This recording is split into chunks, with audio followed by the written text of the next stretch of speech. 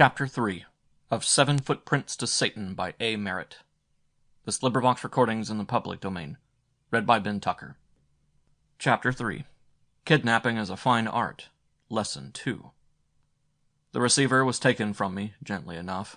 Now the sergeant was listening again. Mooney had me by one arm, the man in the Inverness by the other. I heard the sergeant say, "Yes, Walton, Henry Walton, yes, that's the name. Sorry to have troubled you, Mr. Kirkham. Goodbye."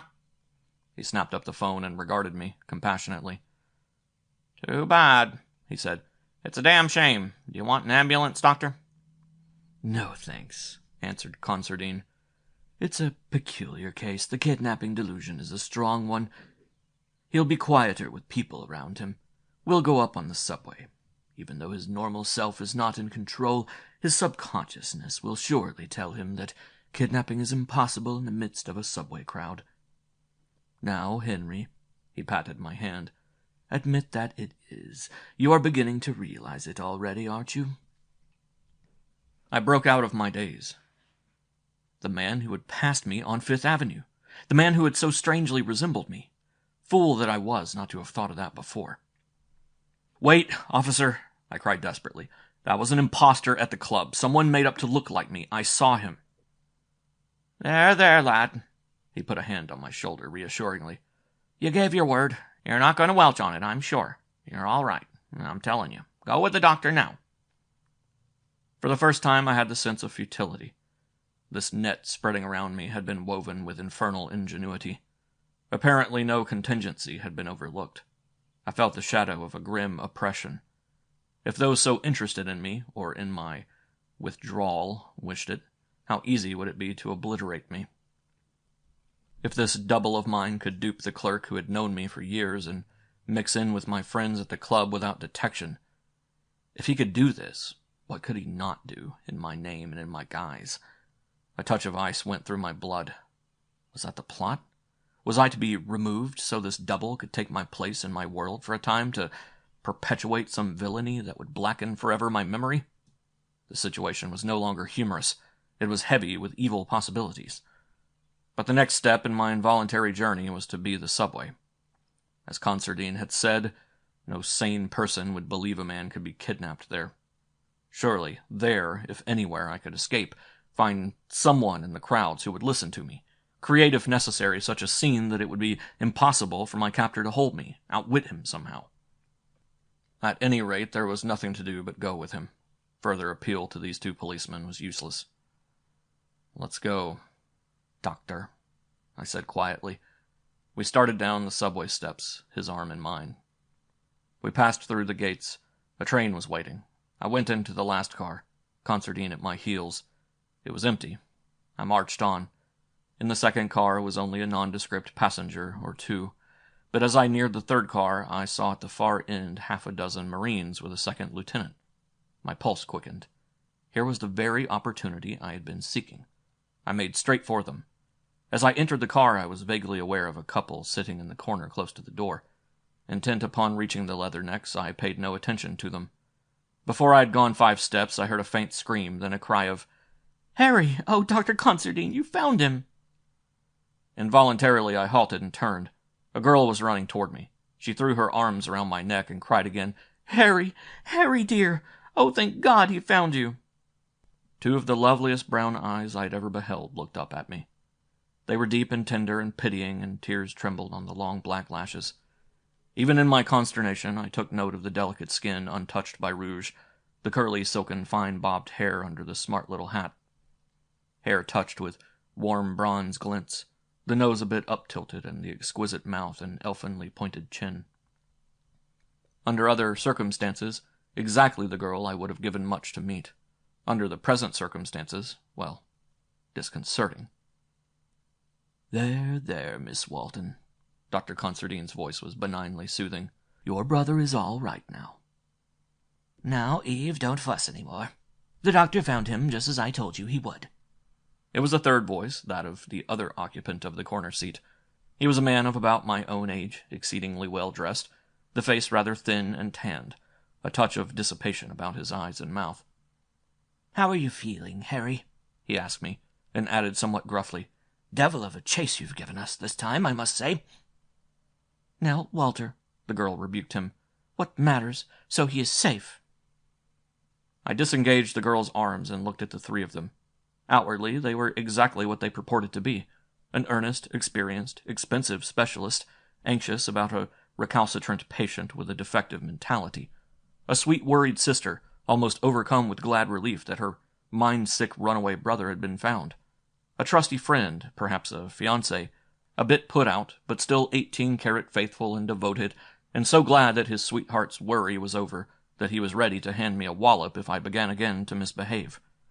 So convincing were they that for one insane moment I doubted my own identity.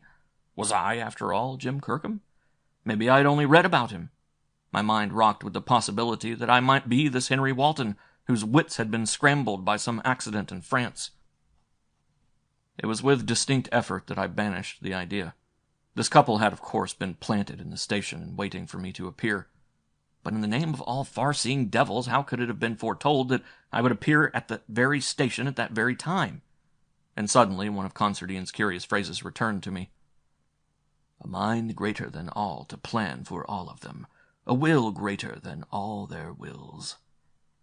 Cobwebs seemed to be dropping around me, cobwebs whose multitudinous strands were held by one master hand, and pulling me irresistibly. Where? And to what?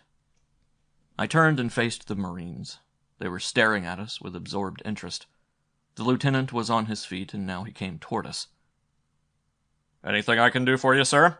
he asked Considine, but his eyes were on the girl and filled with admiration, and at that moment I knew that I could expect no help from him or his men. Nevertheless, it was I who answered. "You can," I said. "My name is James Kirkham. I live at the Discoverers Club. I don't expect you to believe me, but these people are kidnapping me." "Oh, Harry, Harry!" murmured the girl, and touched her eyes with a foolish little square of lace. "All that I can ask you to do," I went on, "is to call up the Discoverers Club when you leave this car. Ask for Lars Thorwaldsen. Tell him what you have seen, and say I told you that the man at the club who calls himself James Kirkham is an impostor. Will you do that?" "Oh, Dr. Considine," sobbed the girl. "Oh, poor, poor brother." "Will you come with me a moment, Lieutenant?" asked Considine. He spoke to the man who had called the girl Eve. "Watch Walter. Look after Harry." He touched the lieutenant's arm, and they walked to the front of the car. "Sit down, Harry, old man," urged Walter. "Please, dear," said the girl. A hand of each of them on my arms, they pressed me into a seat. I made no resistance. A certain grim wonder had come to me. I watched Considine and the lieutenant carry on a whispered conversation, to which the latter's leathernecks aimed eager ears. I knew the story Considine was telling, for I saw the officer's face soften, and he and his men glanced at me pityingly, at the girl compassionately. The lieutenant asked some question, Considine nodded acquiescence, and the pair walked back. "Old man," the lieutenant spoke to me soothingly, "of course I'll do what you ask. We get off at the bridge, and I'll go to the first telephone. Discoverers Club, you said?" It would have been wonderful if I had not known that he thought he was humoring a lunatic. I nodded warily. "Tell it to the Marines," I quoted. "The man who said that knew what he was talking about. Invincible but dumb. Of course you'll not do it, but if a spark of intelligence should miraculously light up your mind tonight or even tomorrow, please phone as I asked." "Oh, Harry, please be quiet," implored the girl. She turned her eyes, eloquent with gratitude, to the lieutenant. "I'm sure the lieutenant will do exactly as he promised." "Indeed I will," he assured me, and half winked at her. I laughed outright. I couldn't help it. No heart of any Marine I had ever met, officer or otherwise, could have withstood that look of Eve's, so appealing, so grateful, so wistfully appreciative. "All right, Lieutenant," I said. "I don't blame you a bit. I bet myself I couldn't be kidnapped under a New York cop's eye at a subway entrance. But I lost. Then I bet myself I couldn't be kidnapped in a subway train. And again I've lost. Nevertheless, if you should get wondering whether I'm crazy or not, take a chance, Lieutenant, and call up the club." "Oh, brother," breathed Eve, and wept once more. I sank back into my seat, waiting another opportunity. The girl kept her hand on mine, her eyes intermittently on the leather-necked lieutenant. Considine had seated himself at my right. Walter sat at Eve's side. At Brooklyn Bridge, the Marines got out, with many backward looks at us. I saluted the lieutenant sardonically. The girl sent him a beautifully grateful smile. If anything else had been needed to make him forget my appeal, it was that. Quite a crowd piled on the car at the bridge. I watched them hopefully as they stampeded into the seats. The hopefulness faded steadily as I studied their faces. Sadly, I realized that old Vanderbilt had been all wrong when he had said, "The public be damned." What he ought to have said was, "The public be dumb." There was a Hebraic delegation of a half-dozen on their way home to the Bronx, a belated stenographer who at once began operations with a lipstick, 3 rabbit-faced young sheiks, an Italian woman with 4 restless children, a dignified old gentleman who viewed their movements with suspicion, a dumb-looking black, a rather pleasant-appearing man of early middle age with a woman who might have been a schoolteacher, 2 giggling flappers who at once began flirting with the sheiks, a laborer, 3 possible clerks, and a scattering dozen of assorted morons. The typical New York subway train congregation. A glance at right and left of me essayed no richer residue of human intelligence. There was no use in making an appeal to these people. My 3 guardians were too far ahead of them in gray matter and resourcefulness. They could make it abortive before I was half finished. But I might drop that suggestion of calling up the club. Someone, I argued, might have their curiosity sufficiently developed to risk a phone call. I fixed my gaze on the dignified old gentleman. He seemed the type who possibly would not be able to rest until he had found out what it was all about. And just as I was opening my mouth to speak to him, the girl patted my hand and leaned across me to the man in the Inverness. "Doctor?" Her voice was very clear and of a carrying quality that made it audible throughout the car. "Doctor, Harry seems so much better. Shall I give him you-know-what?" "An excellent idea, Miss Walton," he answered. "Give it to him." The girl reached under her long sports coat and brought out a small bundle. "Here, Harry," she handed it to me. "Here is your little playmate, who's been so lonely without you." Automatically, I took the bundle and tore it open. Into my hands dropped out a dirty, hideous old rag doll. As I looked at it, stupefied, there came to me complete perception of the truly devilish cunning of those who had me in their trap.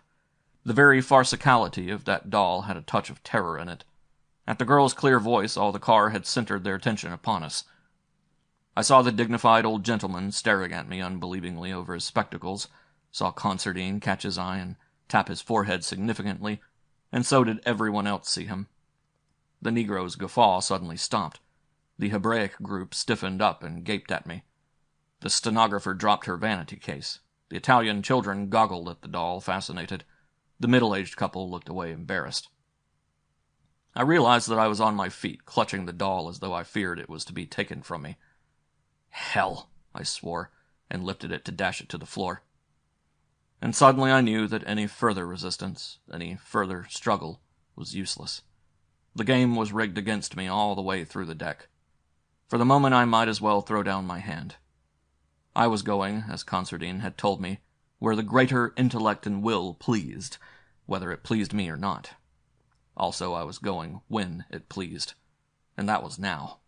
Well, they had played with me long enough. I would throw my hand down, but as I sat back I would have a little diversion myself.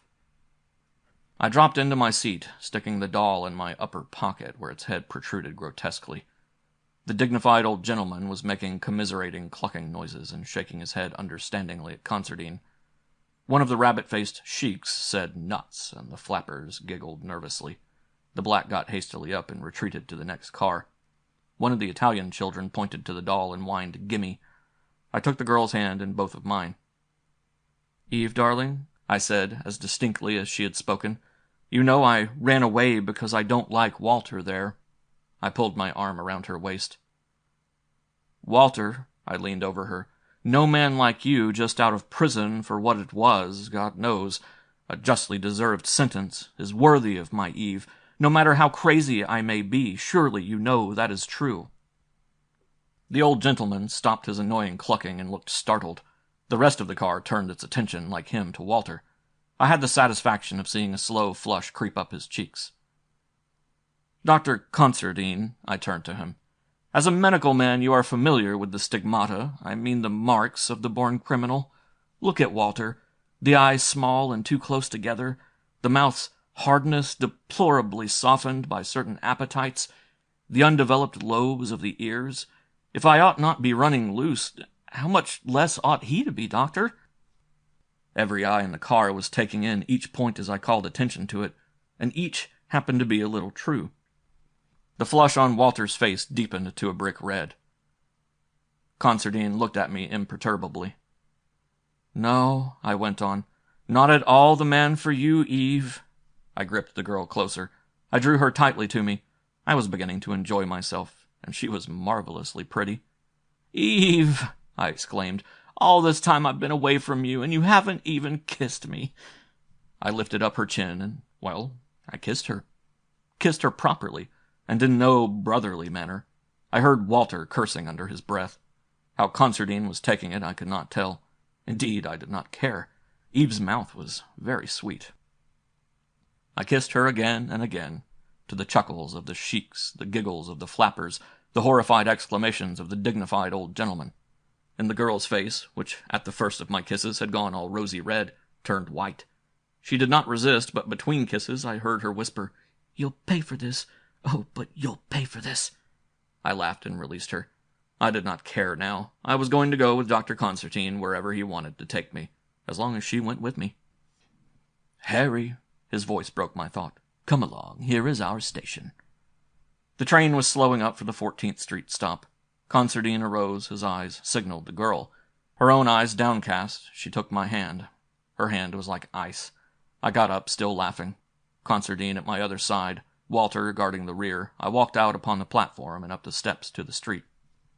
Once I looked behind me into Walter's face, and my heart warmed at the murder in it. It had been touché for me with the two of them, at any rate, and at their own game. A chauffeur in livery stood at the top of the steps. He gave me a quick, curious glance, and saluted Considine. "This way, Kirkham," said the latter curtly.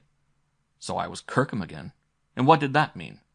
A powerful car stood at the curb. Considine gestured.